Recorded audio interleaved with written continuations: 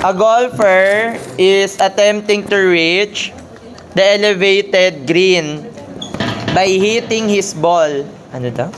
Under a low-hanging branch in 1-3A, but over the top of a second 3B. The initial velocity is 115 miles per hour, and the theta is equal to 18 degrees. Where does the golf ball land first? So dito, titingnan nyo siya kung saan una siyang maglaland. No, yan, di ba hindi na unang babagsak. Naging exam ba to?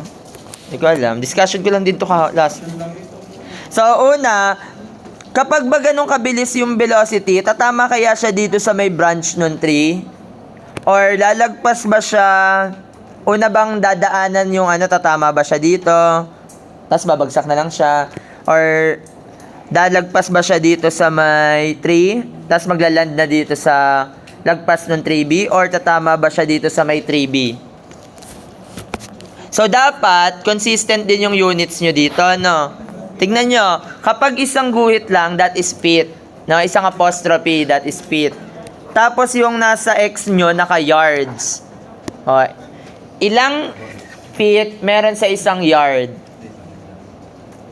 Meron nata sa calcu nun? Meron ba nun? Feet to yard? Meron. Isang yard na, sir. 3 yard. 3 feet.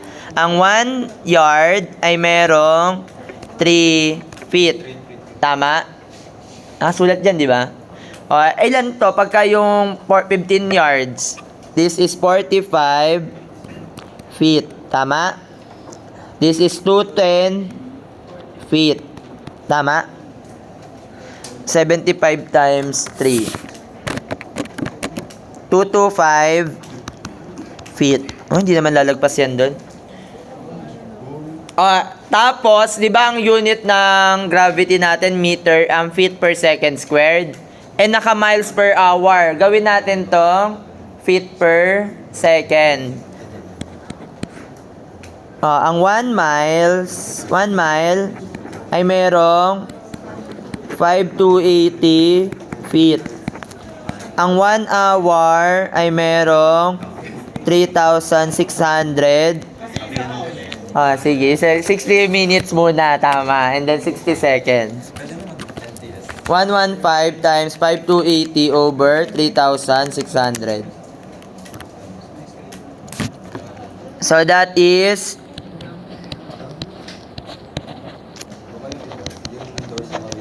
ayan, tama. Ngayon, syempre, i-check nyo muna lahat. If x is equal to 45, kapag nag-less than 24 siya, di ba ito yung starting point? Kapag ang x mo ay 45, tapos lumagpas siya sa 24, tatama na siya dun sa puno. Tama? Pero pagka maliit siya sa 24, lalagpas lang siya dun sa 3a. So, ano yung formula natin? Y is equal to x tangent theta minus gx squared over 2bo squared cosine squared of theta. If x is equal to 45, so substitute lang natin, dapat ang y niya less than 24 para lumagpas. So y is equal to 45 tangent of 18 minus 32.2 times 45 squared over 2. Ang initial velocity 506 over 3 squared cosine squared of 18. So magkano yung y?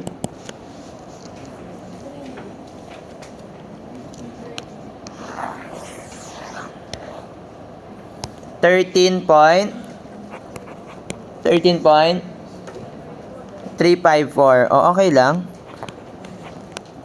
So, ibig sabihin, magpapas siya dun kay A, hindi siya tatama dun sa branch siya 3A.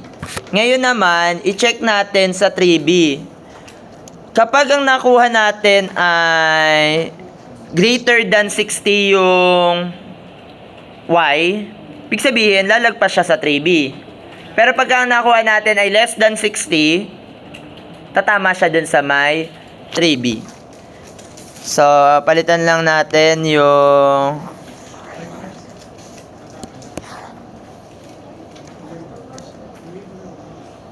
next condition. Try naman natin. That is if x is 60. So, palitan nyo lang yung x. So, this is 60. 60. So, magkano yung y niya?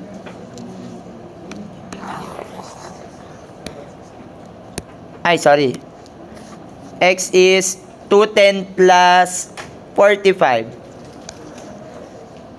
210 plus 45, that is 255. Sir, ba't 255 ito, no? Simula dito hanggang din. So, 255. Magkano yung x? 40? O 30? 42 point. So, ayun. Ibig sabihin, dito siya maglaland, no?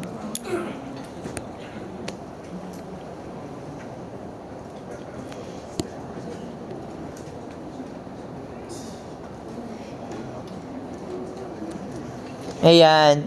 Na-imagine yung pag-land niya. So, therefore, ang tanong, ang sagot dun sa tanong is, where does the golf ball land first? At the 3B.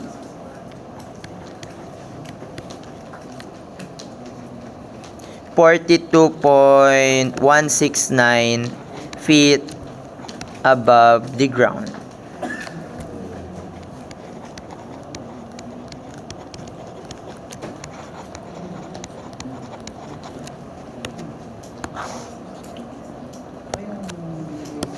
So, kung yan yung coordinate niya, that is equal to 255 and 42.169. Kung hinahanap yung coordinate lang, no? Ayun lang naman yung tanong.